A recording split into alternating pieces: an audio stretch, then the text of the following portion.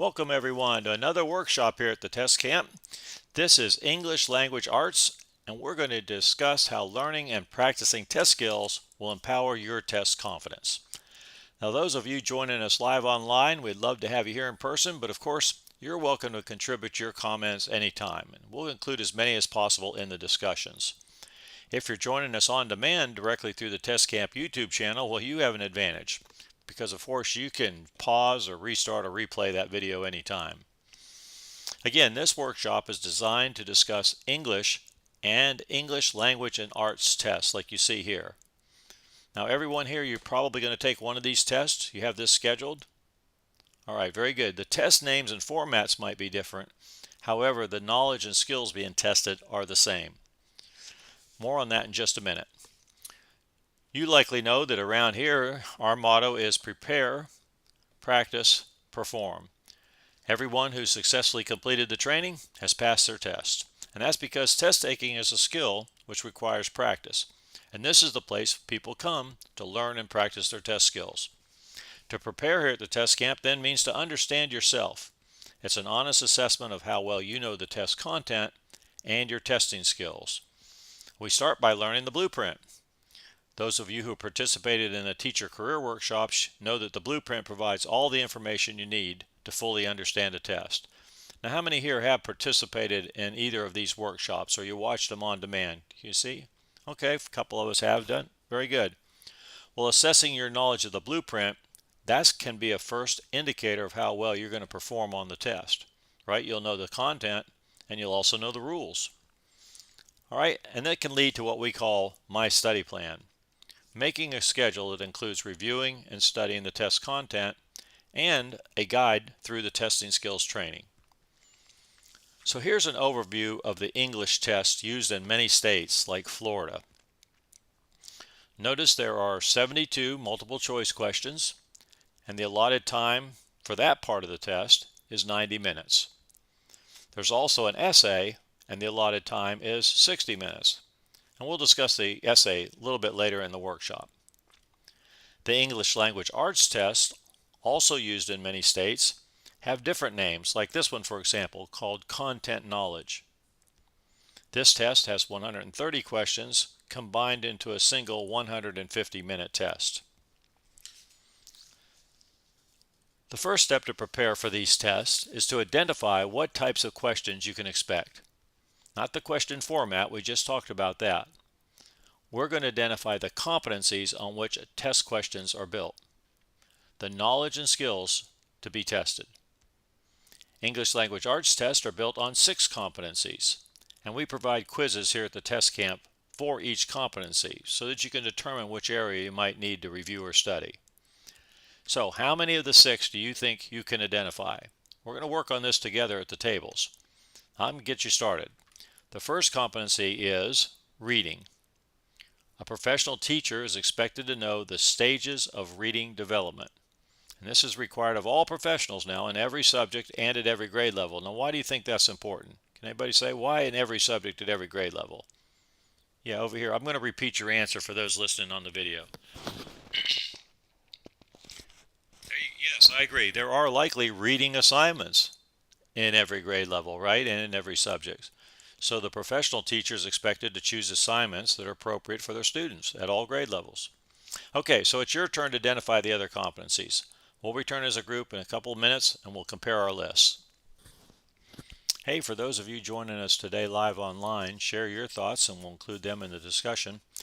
And if you're joining us on demand by the Test Camp YouTube channel, this might be a good time to pause the recording and see if you can identify the competencies. We'll be here when you restart the video.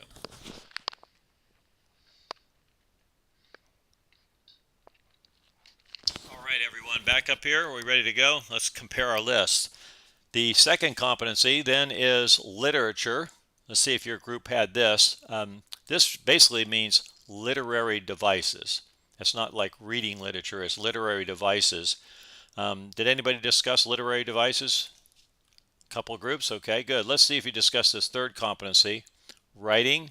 How many had that? Pretty much everybody. Students are progressing through stages of writing concurrently with reading.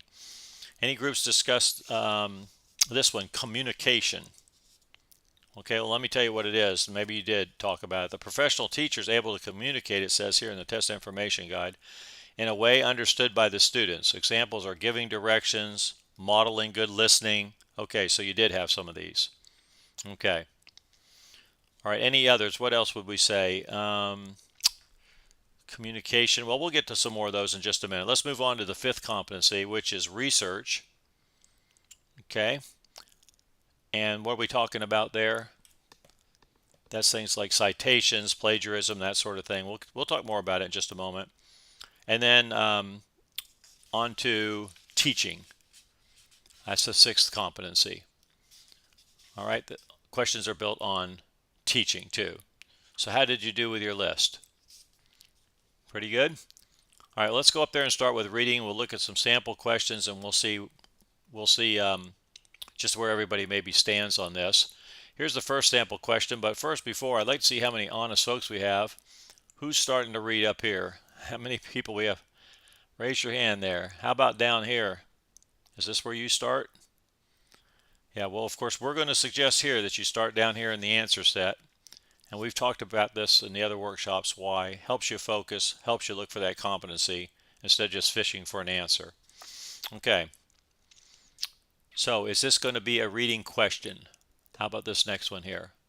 What do you think? Just looking at the answer set. Sure it is. Okay, so we're talking about English language arts, and one of the competencies is reading. Okay, the next one was literature, we said, or basically literary devices. And so we have genres and devices. And so what are genres? Categories, right, categories of literature. Here's some examples. Then what are the devices? What's an example? Yeah, they're the tools, right. So here are some examples of literary tools. These are what the author uses to add texture or energy, excitement to their stories. So again, at your tables, talk about this. How does the author use devices to grip the reader's imagination? We'll take a couple minutes and see how many you can name. All right, those of you joining us today live online, if you'll share your thoughts and put them up here, we'll go ahead and include them in the discussion. And if you're joining us on demand by the Test Camp YouTube channel, this might be a good time to pause the recording and think about your knowledge of literary devices. We'll be here when you restart the video.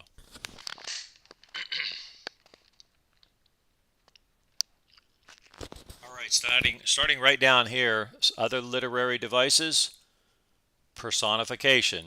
Thank you. Over here, onomatopoeia, zoom, buzz, right? Those sort of, okay, good. Euphemism. All right, that's a good one. All right, what's an example of a euphemism? Not the sharpest tool in the shed. Okay, very good. See, you're looking at this guy down here, huh? All right, adjust the answer set. In this case, what do we got here? What are we talking about? Literary genres. There you go. Let's look at another sample. Remember to start with the answer set. All right. So that takes us to the next one, which is writing, the next competency. And that can be thought about in two main areas. If you look in the test information guides, they talk both about the developmental stages of writing and teaching about the writing process. So let's take a look at a couple sample questions here. The first one's going to be, has to do with scribbling, drawing, and letters, okay? And then drafting, revising, and editing. We know what these are. Okay, here's the first of the sample questions.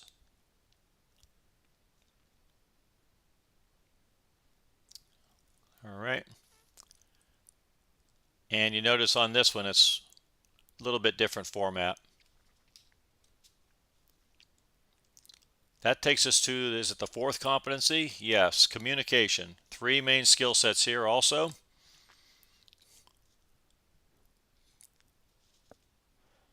And this would be another good one to talk over with your colleagues here today at the tables. So what might be the skill sets that go into each one of these? What does it mean, penmanship? What are they going to ask you on the test? What are they going to ask you about listening and speaking? One was that giving directions, wasn't it? And what are they going to ask you about ethics? All right, we'll talk about that at your tables, see what the test information guides might say, and we'll come back together as one big group. Again, for those of you joining us today live online, we sure appreciate you sharing your responses there. That's been helpful during our discussions.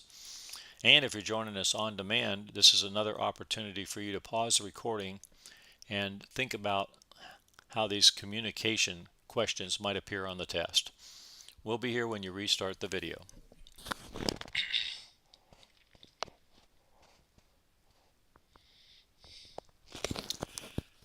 Which group had legibility or spacing? Pretty much everybody. Okay. How did you know that? Oh, your teacher education courses. Okay, very good. All right, let's see if you match the skills for learning and speaking. Did you get both of these? Giving directions was one you said, right? And how about ethics? All right, so as a teacher, these are the concepts that you're expected to understand and pass on to your students. Let's take a look at a couple sample questions. Definitely a communications question here. Okay, here's another question, a sample. Communication, right? Right, which of the communication skills is represented in this question? What are you thinking? There you go, ethics, right.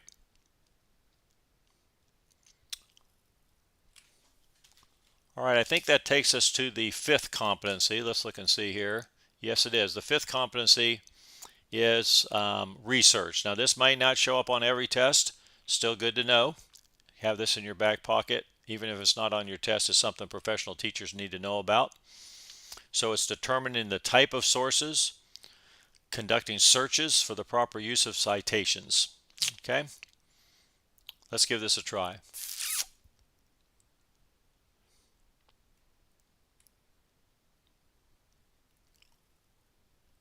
Quite a bit to read. I hope you started in the answer set. And the key phrase is primary source. Correct. Okay, we're not trying to get an answer. We're just trying to put these in the right categories here. This is research. How about this? Website, conference paper, journal, book.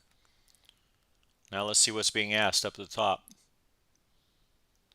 Type of resource, right. Let's try this one for a moment. What are we going to eliminate first? The worst answer we think is website, gone. Eliminate, definitely not a conference paper. So that leaves either journal or book. That's kind of the way it works over at the training center. All right, the sixth competency then is teaching. And again, there's three main skills related to this competency: learning environment, teaching strategies, and differentiated assessment. Okay, so there it is. Learning environments that are nurturing, allow for cooperative learning. Teaching strategies specifically designed for English language arts instruction. And again, differentiated assessment strategies. And this might include providing critical feedback on students' writing samples, particularly if you're going to take a test for the upper level grades, secondary grades. All right, here's the first sample question.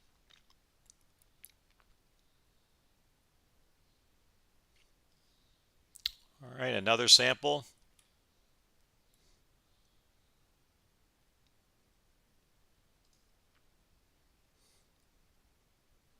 Starting down in the answer set, this looks like assessment.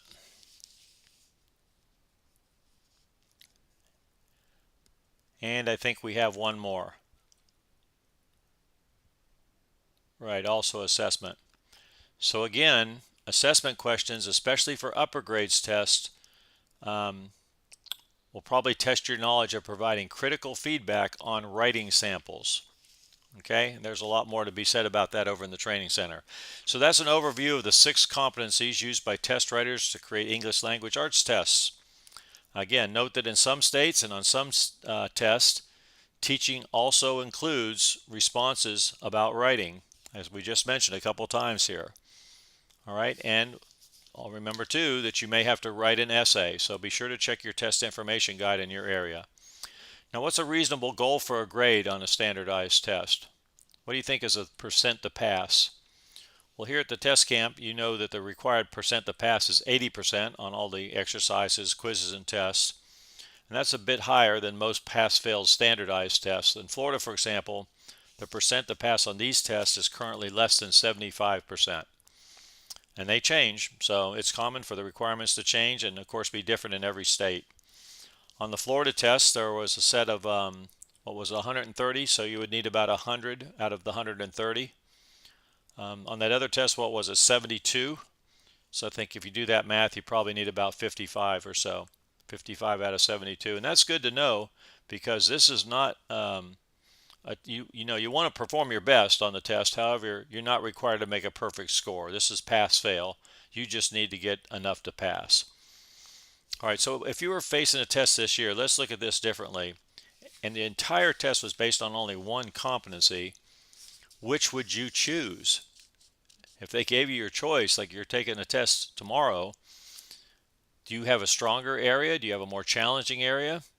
And how do you approach getting ready for standardized tests? What's your review and study plan? Talk it over at your tables. We'll discuss your preferences as a group. Okay, so if you joined us live online, this is your last opportunity to go ahead and share some of your thoughts about how you prepare for standardized tests. And if you're watching this pre-recorded workshop, you can go ahead and pause the recording and do a little self-reflection. Which would you choose, and how do you prepare for a standardized test? Come back and join us anytime. Restart the video.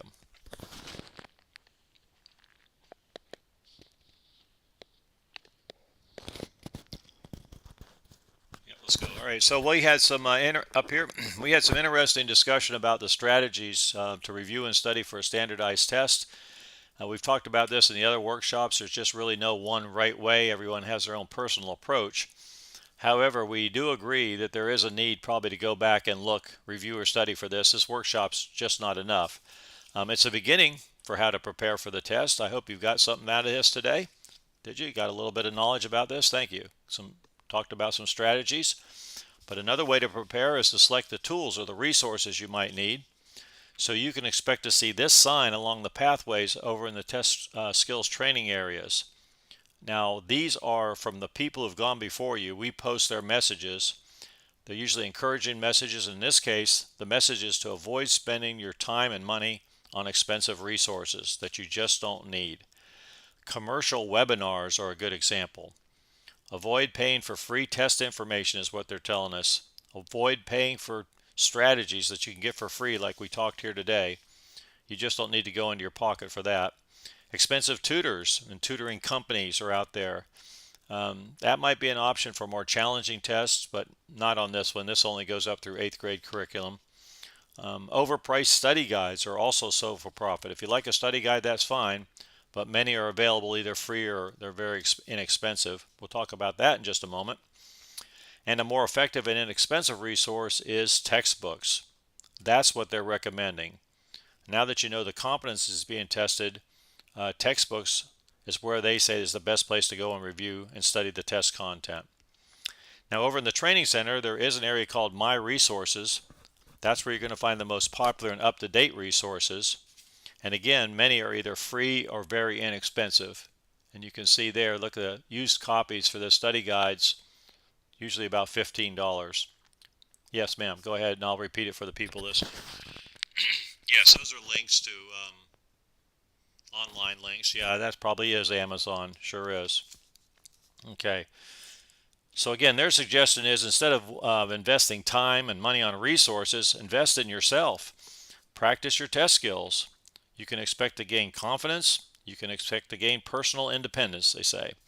So your pass is going to provide admission to all of these training areas. Like up there at the top, that's called My Test. This is the activity that enables you to check your understanding of the blueprint for your test. Everything we've talked about here today. And you can also take a pre-test in this area before the training too. This is the test camp problem solving system. The first step to finding the correct answer is to, up there at the top, identify the type of question by the competency. That's what we've been doing here today. Quizzes and tests provide an opportunity to practice your test skills while assessing your test content knowledge. and quizzes are based on the competencies like you see here. There's even a combined quiz down there at the bottom that gets you ready for the practice tests and the post test. And these tests are constructed with features like those you can expect to find on test day, like a timer, that sort of thing. Right, and you can mark and save questions. If you complete the training activities, you can earn points towards a professional test certificate too that guarantees your success by passing that post test.